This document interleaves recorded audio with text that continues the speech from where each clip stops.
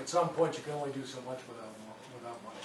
But we're going to do everything we can with the money we have at the moment. That's all we can do until policymakers take the next step. Joyce, they have a national park within the nation.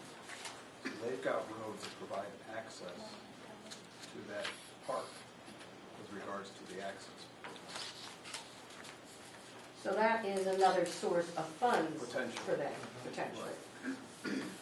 We'll be getting you the information, et cetera, once that program rolls out more and we understand what's going on in the call. But you're in a unique situation where you've got tribal roads that provide access to that park.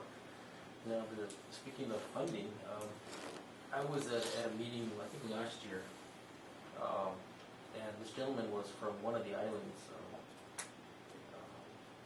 That's a commonwealth to the nation or to the United States, and he provided a road around their island. How do we access that? There's such a thing out there.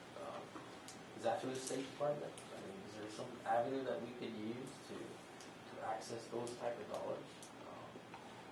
I'm pretty sure if they can build a 27-mile paved road around an island, they can certainly give us a 27-mile road on the Navajo Nation. So yeah. we talked to that. We talked to this gentleman, and basically it was funded by the federal government through the State Department. How do we access that? I'm pretty sure we can work with the State Department on those type of things. And those are some of the things I think we need to come forward from the Navajo Nation to the Federal Highway Administration. That's how that was done.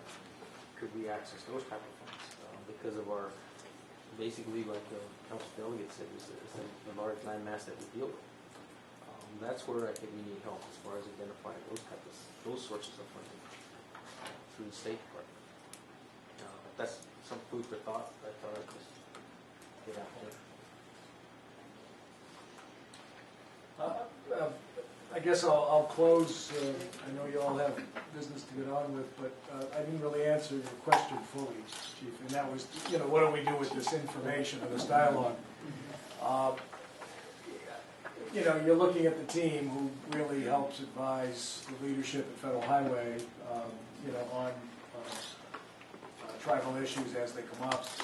Federal Highway and Bob and Tim are involved in this on a regular basis.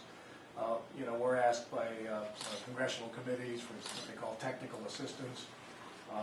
And what we learn in these conversations helps us be better prepared to help advise and answer those questions. That's often just basically congressional committees say, this is what we want, help us work on language that gets us there. It's not sort of our position or judgment, it's just what it's called, technical assistance. But obviously we also, in the context of the administration doing its work, we have to formulate our thoughts on certain policy matters. So we have these conversations with a number of tribes. It really just helps inform us and certainly me, help broaden our understanding of the issues you face, the challenges you face. So no real prescription coming out of this, but we learn an awful lot at these conversations because you know so much more about it than we do, and our team tries to help keep us informed. But a lot of what we do at Federal Highway, obviously, as you know, is our jobs to is to provide support and assistance to our partners, whether it's a state DOT or a tribal transportation agency. And the better we know your challenges, the better we can do that. So it's kind of that simple. This has been a very great discussion. I learned an awful lot here. And especially the challenges you face. It's a big program. It's a very big program. So we'll continue to do what we can to help, and we'll see what the policymakers do in the long run. Play the cards we're dealt. If there's nothing else, I thank you for taking the time. We really appreciate it. Okay. Good conversation.